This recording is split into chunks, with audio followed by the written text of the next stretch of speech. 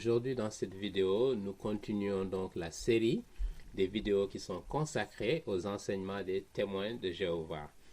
Aujourd'hui, nous allons parler d'un thème particulier de Jésus-Christ, de sa nature et des attributs dont l'Évangile nous parle et qui confirme que Jésus-Christ, justement, est Dieu avec un D majuscule, contrairement à ce que les témoins de Jéhovah enseignent. Aujourd'hui, donc, nous allons nous focaliser sur deux titres qui sont attribués à Jésus-Christ et qui confirment son caractère divin. Et quand je parle divin, je n'entends pas un Dieu avec un petit d qui a été créé, mais le Dieu suprême de cet univers. Donc, le titre, c'est l'alpha et l'oméga. Donc, alpha, c'est un terme, c'est une lettre grecque de la langue grecque, la première lettre de la langue grecque, et l'oméga, c'est la dernière lettre de la langue grecque. Et Jésus-Christ revendique ce titre, justement, et ce titre, lorsqu'on parcourt la Bible, on se rend compte que c'est ce même titre que Jéhovah, donc Dieu le Père dont parlent les témoins de Jéhovah, a ce même titre. D'accord? Et le deuxième titre que Jésus-Christ revendique, c'est le titre de juge de toute l'humanité. Donc, nous allons dans un premier temps regarder dans l'Ancien Testament, le prophète Ésaïe au chapitre 44, verset 6 nous dit, et nous lisons dans la version des témoins de Jéhovah, qui se trouve sur leur site jw.org, et voilà ce qu'il nous dit au verset 6. Voici ce que dit Jéhovah. Donc là, il est clair qu'il se parle de Jéhovah, le roi et le racheteur d'Israël, Jéhovah des armées. Je suis le premier et je suis le dernier. Il n'y a pas d'autre Dieu que moi. Donc là, Jéhovah affirme qu'il est le premier et il est le dernier. Ce qui veut dire qu'il n'a pas été créé, il est auto-existant, il existe de lui-même. D'accord? Il n'a pas eu de commencement et il n'aura pas de fin. Donc il est éternel. Et ce même titre que Jéhovah a dans l'Ancien Testament, c'est le même titre que Jésus-Christ revendique dans le Nouveau Testament. Nous allons le voir. Mais avant, prenons un deuxième exemple dans l'Ancien Testament qui parle également de ce même titre de Jéhovah. Donc, dans le même livre d'Ésaïe, au chapitre 48, au verset 12, voici ce qui est dit dans la version des témoins de Jéhovah. Écoute-moi, ô Jacob, et toi, Israël, que j'ai appelé. Je suis le même, donc je ne change pas. Je suis le même hier, aujourd'hui et à jamais. Je suis le premier et je suis le dernier aussi. Donc là, il confirme qu'il est le premier, qu'il est l'alpha et l'oméga. D'accord? Quand nous venons dans le Nouveau Testament, donc Jésus-Christ va faire la même affirmation pour confirmer qu'il est Dieu lui-même, qu'il est ce même Jéhovah qui a parlé dans l'Ancien Testament à travers le prophète Ésaïe. Et voilà, nous allons prendre le livre de l'Apocalypse au chapitre 22, du verset 12 au verset 16. Mais nous allons nous focaliser sur le verset 13 qui parle précisément, qui donne ce titre à Jésus-Christ.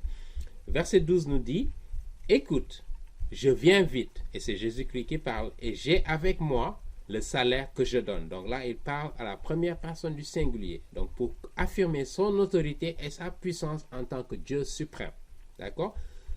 Je viens avec moi le salaire, j'ai avec moi le salaire que je donne pour rendre à chacun ce qu'il mérite en fonction de ses actions. Il n'y a que Dieu qui est capable de faire cela, de rendre à chacun, donc de rendre justice. Pour rendre justice, il faut avoir connaissance de ce qu'il y a. Et il n'y a que Dieu qui est omniscient, qui sait tout, même les choses les plus secrètes. Et on en a parlé dans des vidéos précédentes. Il les connaît. Et c'est dans cette mesure qu'il est capable de juger toute créature de cet univers. Au verset 13, il dit, « Je suis l'alpha et l'oméga, le premier et le dernier. » Voilà, exactement, ça confirme ce que Ésaïe a dit au chapitre 44, au chapitre 48. Là, Jésus-Christ le confirme, il est le commencement et la fin. Il n'a jamais eu de début et il n'aura jamais de fin. Il a toujours existé en tant que Dieu. Il est simplement venu sur terre comme homme pour nous délivrer du péché, pour nous racheter et pour nous donner la l'opportunité d'avoir une relation avec lui et d'aller au paradis et d'être avec lui pour l'éternité, pour le reste de notre temps. D'accord? Donc, Jésus-Christ affirme qu'il est l'alpha et l'oméga. Et pour être sûr qu'il s'agit de Jésus-Christ dans ce passage du livre de l'Apocalypse, chapitre 22, Jésus-Christ nous confirme que c'est lui-même au verset 16. Il dit, moi, Jésus, d'accord, j'ai envoyé mon ange, vous attestez ces choses pour les assembler. D'accord, c'est la traduction des témoins de Jéhovah. Je suis la racine et le descendant de David, pour que des gens ne confondent pas de qui il s'agit. Parce que Jésus-Christ, quand il est venu sur terre, il était descendant du roi David. D'accord, David qui est de la tribu de Juda. D'accord, et Jésus-Christ, naturellement, est de cette tribu également, ainsi que l'étoile brillante du matin. Donc Jésus-Christ confirme, s'identifie comme étant l'alpha et l'oméga, le premier et la fin, le commencement et la fin, exactement comme Jéhovah l'a dit dans l'Ancien Testament. Voilà encore une autre confirmation que de la Bible, du début jusqu'à la fin, on a une confirmation et une reconfirmation que Jésus-Christ est Dieu lui-même. Et lui-même, lorsqu'il est venu sur terre, il a confirmé ce que l'Ancien Testament avait annoncé le concernant. Que Dieu lui-même viendrait sur terre, qu'il deviendrait un homme pour nous racheter. Et ça, c'est le message central du christianisme.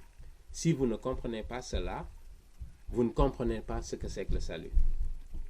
Et c'est important que ce message-là soit clair pour ceux qui nous écoutent. Si vous êtes témoin de Jéhovah, je vous interpelle pour vous dire que ces enseignements qui ont commencé vers 1800 à la fin du 19e siècle par un certain Charles Taze Russell sont contraires, contredisent ce que les enseignements que nous avons eus depuis le 1er siècle.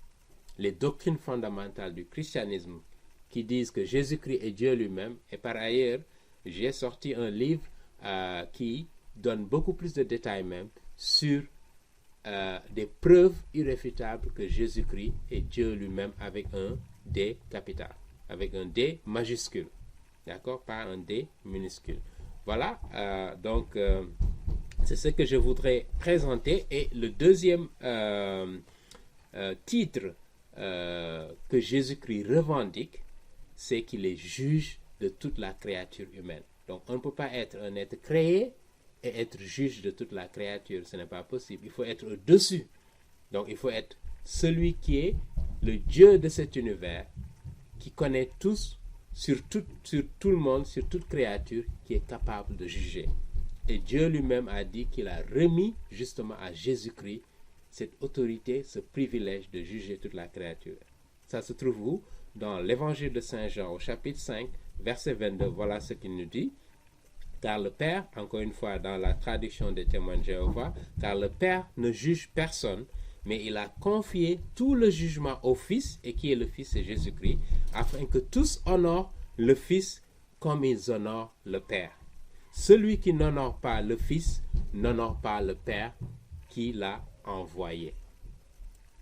Si les témoins de Jéhovah n'honorent pas Jésus-Christ, parce qu'ils le mettent à un niveau de divinité qui est inférieur à son essence, parce qu'il est Dieu lui-même. Il y a Dieu le Père, Dieu le Fils et Dieu l'Esprit Saint. Mais les témoins de Jéhovah rejettent que Jésus-Christ est le Dieu suprême, il est Jéhovah. Ils rejettent également que l'Esprit Saint fait partie de la divinité. D'accord? Un autre passage qui confirme cet attribut de juge de toute la créature, c'est dans l'évangile de Saint Matthieu, au chapitre 16, au verset 27. Voilà ce que leurs textes nous disent, car le Fils de l'homme doit venir dans la gloire de son Père, avec ses anges, et il donnera à chacun ce qu'il mérite en fonction de sa conduite. Donc il sera le juge de tous les êtres humains sur cette terre. Il n'y a que Dieu, Jéhovah, qui est capable d'une telle action, si vous voulez, de juger l'ensemble des créatures. Il faut être omniscient, et il n'y a que Dieu qui est omniscient. D'accord? Et si Dieu est seul, il dit qu'il n'y a pas d'autre, il n'y a que lui. Comment Jésus-Christ peut être un Dieu, d'accord, à côté du vrai Dieu. Sur l'ensemble de l'Ancien Testament, on nous dit Jéhovah est le Dieu de cet univers et il n'y a pas d'autre Dieu que lui. D'accord? Il est l'alpha et l'oméga. Il est le juge de toute la race humaine, de toute la créature de cet univers. Ok?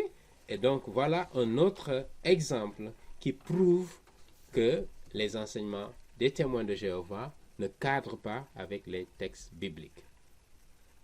Nous allons nous arrêter ici et dans une prochaine vidéo, nous allons revenir sur d'autres passages bibliques et nous allons encore utiliser leur site et leurs textes pour prouver justement que leurs doctrines sur la divinité de Jésus-Christ sont des fausses doctrines et que donc si vous faites face à ces témoins de Jéhovah, je voudrais simplement que vous les invitiez à regarder leur propre texte pour voir les contradictions dans lesquelles ils s'enferment, les erreurs dans lesquelles ils sont, parce que la Bible, sans embâche, sans ambiguïté, confirme que Jésus-Christ est Dieu lui-même.